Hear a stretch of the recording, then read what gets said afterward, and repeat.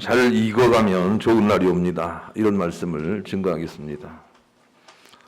세상적으로 잘 익어간 사람 하나를 들자면 저는 공자를 들 수가 있겠습니다.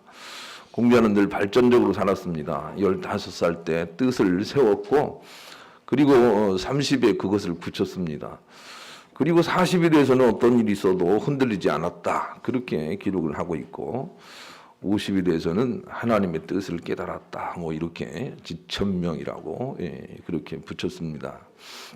그리고 60이 돼서는 누가 무슨 말을 해도 상처로 받지 않는 그 순하게 듣는 이순을 했다. 그렇게 기록을 하고 있고 그리고 70이 돼서는 어떤 일이 있어도 도에서 벗어나지 않았다. 이런 발전적인 인생을 살았습니다. 이게 익어가는 인생의 한 대표라고 할 수가 있습니다. 이렇게 익어가는 사람들에게 하나님의 뜻이 임합니다. 잘 익어가고 그런 아름다워지고 그런 인생을 살아야 되겠습니다.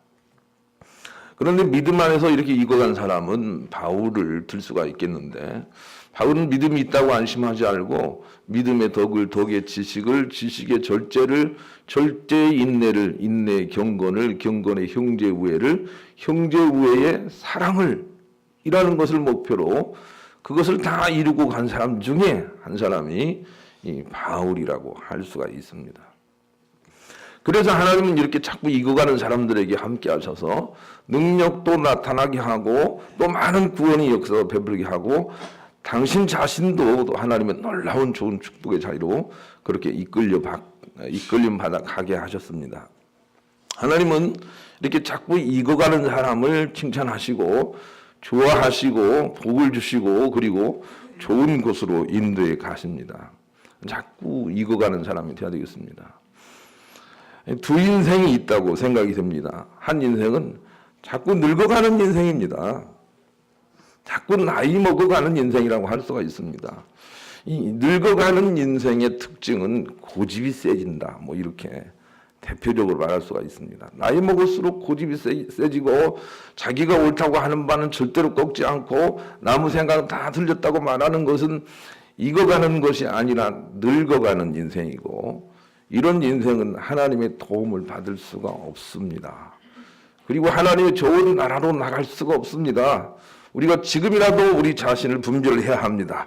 나는 늙어가고 있는지 익어가고 있는지 봐야 되는 것입니다. 익어가는 사람들은 항상 관용이 없다. 고집이 세진다. 이렇게 성경이 기록을 해놓고 있습니다. 그리고 고집이 센 것은 사무엘상 15장 22절에 우상에게 절하는 것과 같다. 이렇게 말씀하셨어요. 그러니 고집이 세지는 인생은 좋은 인생이 아니다. 빨리 우리가 돌이켜야 됩니다. 자꾸 남을 이해하고 용서해주고 배려해주는 인생이 되어야 합니다. 그리야 하나님께도 그 인생에 복을 주시고 천국에 들어가게 합니다. 나는 여러분에게 여러 번 말씀을 드렸지만 황희 같은 그런 삶이 우리의 목표가 되어야 한다. 황희정성 아시죠? 황희정성은 누가 무슨 일이 있어도 그래 네 말도 맞다 이렇게 말하고 누가 무슨 일이 있어도 그래 네 말도 맞다 그렇게 말하고 또 그것을 탓하는 사람이 있으면 그래 네 말도 맞다 이렇게 말을 했는데 황희정성은 놀랍도록 4대 임금에 걸쳐서 정성을 했습니다. 다른 사람들이 다 좋아했는데 소신이 없어서 그렇게 한 게 아니고 소신을 가지고 그렇게 한 것입니다. 모든 사람을 다 받아내겠다 그런 마음을 가지고 그렇게 한 거예요.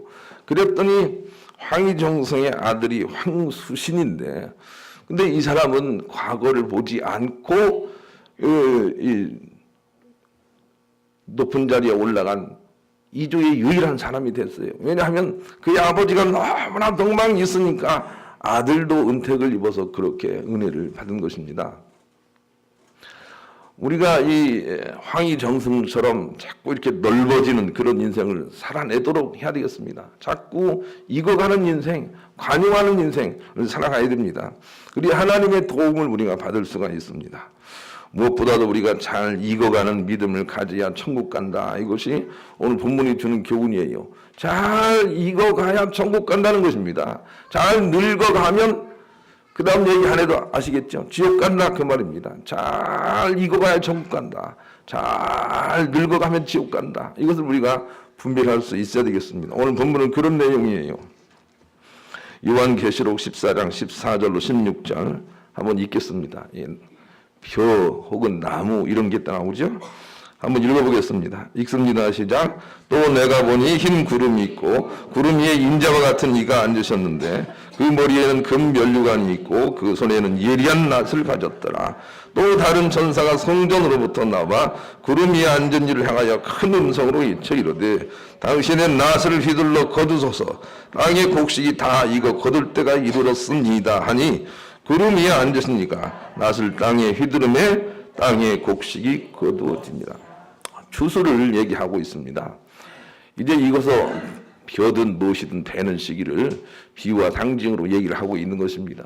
그런데 어떻게 하려고요? 알곡과 쭉정이를 고르려고 그렇게 하시는 것입니다. 잘 익어갔는지 잘 익지 않았는지를 분별하려고 하나님께서 그렇게 추수하신다. 그것이 우리의 미래에 있다. 이것을 우리에게 예언으로 말씀해 주고 있습니다. 그러니 잘 익어가는 인생이 돼야 천국 간다라고 하는 메시지를 주고 있는 것입니다. 잘 늙어가면 버림받는다라고 하는 것을 우리에게 말씀을 해주고 있습니다. 찰스 카터링이라는 사람이 이런 얘기를 했습니다. 늙어가는 사람은 자꾸 좁아지는 사람이고 익어가는 사람은 자꾸 넓어져 가는 사람이라고 말할 수 있습니다. 사람이 잘 익어가기 위해서는 다음에 5가지를 잘 지켜 살아야 합니다. 첫째로 육체의 문제를 넘어서서 영혼의 문제를 생각해야 합니다. 둘째, 세상 일에 참결하려는 습관을 서서히 버리고 맡기고 기도하는 사람이 되어야 합니다. 같은 말을 되풀이하지 말고 다음 세대에 잘 맡기는 사람이 되어야 합니다. 넷째로는 남을 헐뜯는 일은 인생의 수치로 생각해야 합니다. 5번째, 부정적인 생각에서 벗어나 긍정의 마음을 넓혀가야 합니다. 이렇게 얘기를 했습니다. 우리는 이 작은 성찰을 통해서라도 우리가 어떤 위치에 있는지를 살펴볼 수 있어야 됩니다. 자꾸 넓어져 가는, 익어가는 사람인지 좁아져 가는 사람인지 성찰하고 우리가 돌이킬 수 있어야 됩니다. 이어서 그는 늙어가는 사람들의 5가지 특징이 있는데 그것은 첫째로 불평이고 둘째는 의심이고 셋째는 낙심이고 넷째는 조급함이고 5째는 고집이라 그랬습니다. 반대로 익어가는 사람들의 특징 5가지는 첫째로 여유가 있고 둘째로 용서하고 셋째로 아량이 있고 넷째 부드럽고 5째는 기도하는 사람이다. 이렇게 이 얘기를 했습니다. 여러분, 우리는 요한계시록을 살피면서 하나님께서 지옥 갈 사람들은 어떤 사람이라고 말을 하고 있습니까? 이 세상에서 힘의 논리를 가지고 부자 논리를 가지고 권력 논리를 가지고 자꾸 많은 걸 누리고 많은 사람을 지배하려고 하는 사람들이 지옥 가는 사람들이고 대신 천국 갈 사람들은 그의 성품에 관심을 가진다. 그의 사랑의 성품에 관심을 가진다. 그의 온유한 성품에 관심을 가진다. 그리고 그것이 이루어지는 사람들이 천국 가는 사람들이라고 우리가 지금 배우고 있습니다. 그리고 오늘 본문은 그 추수 얘기를 하고 있는 것입니다. 주님이 추수할 날이 올 것이다. 이렇게 말씀하십니다. 무엇을 추수합니까? 우리의 성품을 보시겠다. 이렇게 말씀을 하고 계시는 것입니다. 그러니 지금부터라도 우리가 익어가야 됩니다. 익어가는 사람이 되어야 합니다. 그래야 우리가 천복도 받을 수가 있고 천국에 갈 수가 있습니다. 우리 그런 마음을 가지고 복음성가 543장 2절을 다 같이 부르겠습니다. 가슴 한번 두드립시다. 익어가자, 익어가자, 예, 익어가자. 익어간다는 것 바로 알 수가 있죠. 예, 자꾸 용서를 잘하고 넓어지고 그럴 수도 있지. 이런 사람도 익어가는 겁니다. 그런데 반대로 안 익어가는 사람은 도무지 용서가 안 되고 도무지 남을 뭐라고 하고 이런 사람들이 늙어가는 것입니다. 늙어가는 것은 주의하십시오. 천국에 가지 못합니다. 그 열매도 거두지 못하는 것입니다. 그러기 위해서 본문은 2가지를 우리 가운데 제시하고 있습니다. 첫째로 예수님을 모델로 삼아서 살아라 이렇게 말씀을 하시네요. 14절에 보니까 면류관을 쓴 이가 구름 위에 앉아서 낫을 가지고 추수를 시작한다 그렇게 말씀하셨는데 면류관을 쓴 이가 예수 그리스도입니다. 예수님 이 땅 인간으로 오셔서 가장 바르게 사셔서 면류관을 얻으신 대표적인 분이시기 때문에 유일하신 분이시기 때문에 예수님이 그렇게 면류관을 쓰고 심판을 하십니다. 그러니 예수 그리스도를 모델로 삼아야 되겠습니다. 14절 한번 읽습니다. 시작. 또 내가 보니 흰 구름이 있고 구름 위에 인자와 같은 이가 앉으셨는데 그 머리에는 금 면류관이 있고 그 손에는 예리한 나스를 가졌더라. 예수님이세요. 예수님처럼 살아야 된다고, 예수님 당신을 기준으로 우리를 심판할 것이다, 이렇게 말씀하십니다. 그러니 우리가 예수님 닮아야 되겠습니다. 예수님은 사람들이 예수님을 죽이려고 하고 침뱉고 갈대로 치고 자꾸 조롱을 해도 그들에게 뭐라 하지 않고 그들을 긍휼히 여기며 오히려 그들의 모든 비난을 달게 받았습니다. 이게 예수님입니다. 이 예수님의 삶을 우리가 본봐야 됩니다. 잘 인내하고 참아내는 사람이 되어야 합니다. 불쑥불쑥 화를 내지 않도록 조심해야 됩니다. 왜냐하면 예수님이 그렇게 안 하셨기 때문입니다. 예수님은 억울한 일이 있어도 오히려 저들을 불쌍히 여기면서 믿음으로 승리의 길을 걸어가셨습니다. 이 예수님이 우리의 모델이 되어야 합니다.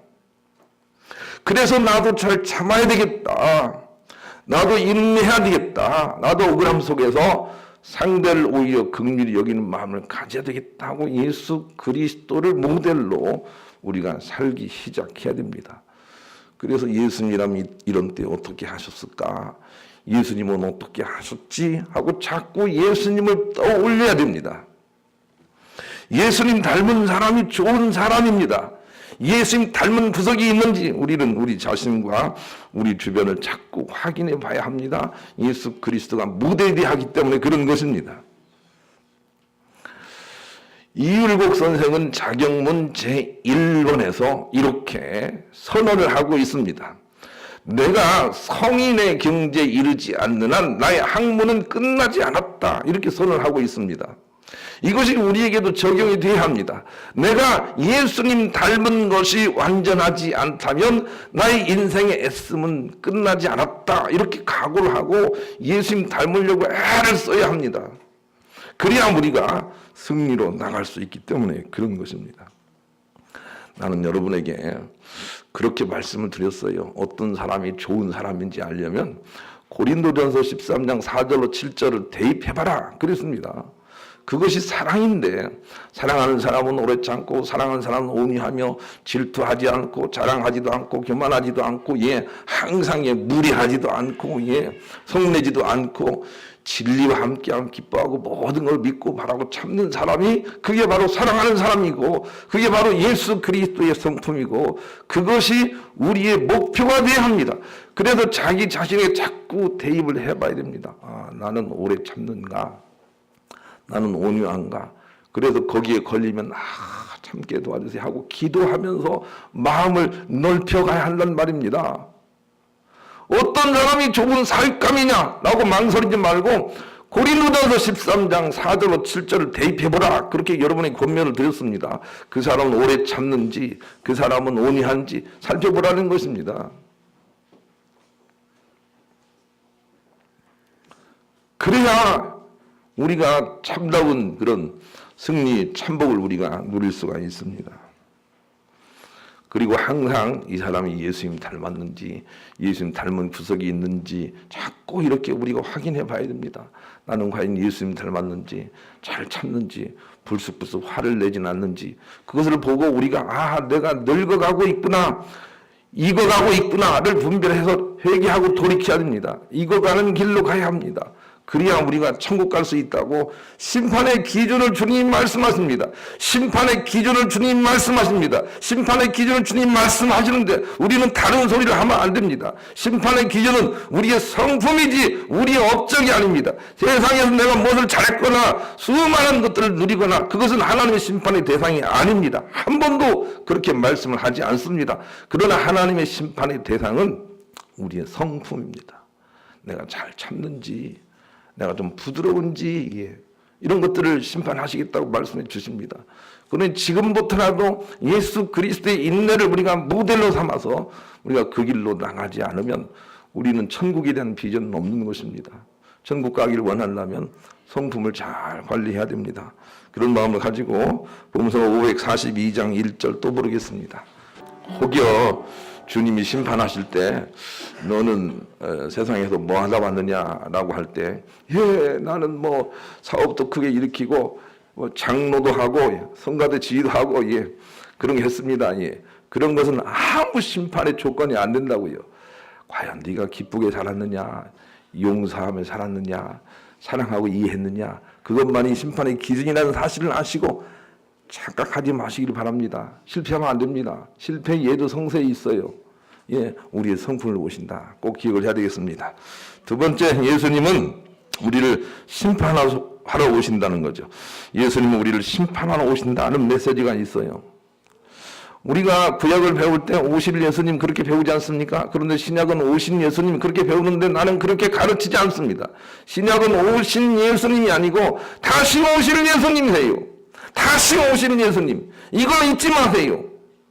이제 오셔서는 우리를 구원하시는 것이 아니라 우리를 심판하러 오신다. 이 사실을 왜 잊지 말아야 됩니다.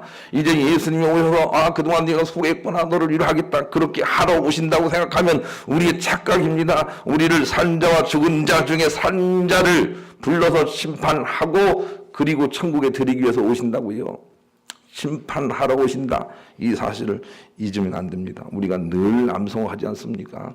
사도신경도 그러지 않습니까? 저리로서 산자와 죽은 자를 심판하러 오시리라. 주님은 이제 심판하러 오신다고요. 무엇을? 우리의 성품을, 이것을 이해 못하면 안 됩니다. 그래서 지금이라도 자꾸 부드러운 마음을 주세요. 넓은 마음을 주세요. 천국 가게 해주세요. 그렇게 기도해야 됩니다. 지금이라도 익어가는 인생이 되어야 합니다. 고집 부리지 말아야 됩니다. 그리고 자꾸 넓어져 가야 합니다. 여러분, 화날 일이 있을 때 화내는 게 쉽습니까? 아니면 참는 게 쉽습니까? 화내는 게 훨씬 쉬워요. 그래서 사람들은 화를 낸다고요. 그러나 그래도 예수님처럼 참는 사람이 천국 간다. 이 사실을 이해해야 돼요. 참으면 병된다. 그래도 병들어 죽어서 천국 가는 게 낫습니다, 여러분. 그래도 참는 게 낫습니다. 내 질르면 안 된다. 그것은 우리가 잠깐 이기고 오래 고통받는 길이다. 그렇게 말씀을 하고 계세요. 그러니 주님이 심판하러 오신다라는 생각을 가져야 됩니다. 사람들은 무의식 속에 주님은 위로하러 오신다 이렇게 생각을 합니다. 잘못 배운 것입니다. 주님은 이제 심판하러 오신다. 오로지 천국에 들어갈 사람들만 위로하러 오시는 거예요. 그러나 일단 심판이 먼저라는 것을 여러분 잊어버리면 안 됩니다. 큰 고래가 있는데 고래가 죽었다고 생각을 해보십시다. 그러면 죽은 고래는 작은 물결을 그냥 떠내려갑니다. 그러나 작은 송사이라도 살아있는 것은 자꾸 물결을 거슬러 올라갑니다. 산자와 죽은 자를 아시겠습니까? 죽은 자는 누가 자꾸 화나게 하면 화를 내는 사람, 이런 사람은 죽은 자와 같습니다. 또 내려가는 것입니다. 그러나 살아있는 사람은 저항합니다. 남들이 나에게 분노를 일으켜도 참아내서 저항합니다. 남들이 나를 미워해도 사랑해서 저항합니다. 이런 사람들이 산자고 이 산자를 가리러 오신다는 것입니다. 그러니 우리가 살아있어야 됩니다. 사랑으로, 인내로, 그리고 여러 가지 온유한 마음으로 우리가 살아있어야 됩니다. 그렇지 않고는 결코 하나님의 심판을 넘어갈 수 없다. 이것이 본문의 교훈이 아닙니까? 그러니 우리의 방향이 정해져야 됩니다. 잘 익어가야 되겠다. 넓어져야 되겠다. 이렇게 우리가 방향을 정하고 나갈 수 있어야 되겠습니다. 한 실패한 사람을 소개하겠습니다. 로마 지배하에 유대 지방의 분봉왕 헤롯 이야기입니다. 그는 말년에 자신의 권력에 대한 욕심을 놓지 못하여 제 자식 중 3명을 살해하고 그 밖에도 많은 측근들을 죽여나갔습니다. 헤롯은 권력을 위협하는 측근들을 45명이나 처형하였고 그 재산들을 몰수하였습니다. 처음에는 자신의 입지를 강화하기 위해서 히르카누스의 손녀 마리암네와 결혼까지 했지만 마침내 그는 그들마저도 죽이고 그들 자녀도 죽였습니다. 하스몬 왕조의 피가 섞여 있다고 생각되는 사람들을 한 사람도 남김없이 죽여 없앴습니다. 뒤늦게 파르티아에서 돌아온 히르카누스도 헤롯의 손에 죽고 말았습니다. 헤롯은 자기의 죽음을 5일 앞두고 자신의 장자 안티파터마저 죽였습니다. 헤롯은 왕위를 두고 그 지명자를 5번이나 바꾸었습니다. 그는 얼마나 자신의 명예를 소중하게 생각했던지 자신이 죽었을 때 유대인들이 눈물을 흘리지 않을 것을 염려하여 여리고 경기장에서 다수의 유대인들을 살해하라고 명령을 내렸습니다. 그리하여 유대인들이 경건한 유대인의 죽음과 자신의 죽음을 두고 국가적 애도 기간으로 삼으려는 그의 계산이었습니다. 그리고는 BC 4년 4월 1일 죽지 않으려는 몸부림 속에서 화병으로 인한 여러 가지 합병증으로 세상을 떠나고 말았습니다. 대표적으로 실패하여 지옥 가는 인생이 그와 같은 인생입니다. 여러분, 우리가 그와 같은 인생을 살지 않도록 주님이 원하시는 바는 훨씬 더 폭넓은 인간이라는 목표를 우리가 세워야 됩니다. 예수 그리스도 같은 폭넓은 인간이 되려고 하는 사람들을 천국에 들으시겠다고 그렇게 계획하심을 우리가 깨달아야 되는 것입니다. 나는 이런 사람이 되라고 한 글을 여러분에 읽어드리겠습니다. 좋은 생각에 나온 글입니다.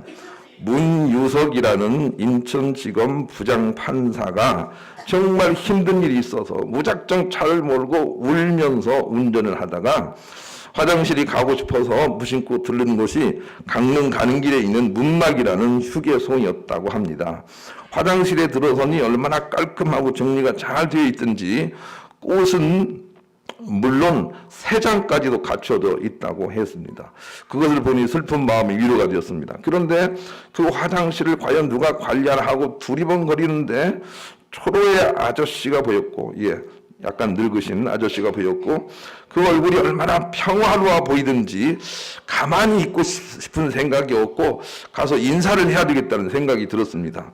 그래서 걸레를 빨려고 하는 그에게 가서 수고하십니다 라고 인사를 하고는 아무런 반응이 없을까 잠깐 후회를 하고 있는데 하던 일을 멈추고 천사 같은 모습을 하고는 예 감사합니다 하고는 다시 자기 일을 하였습니다.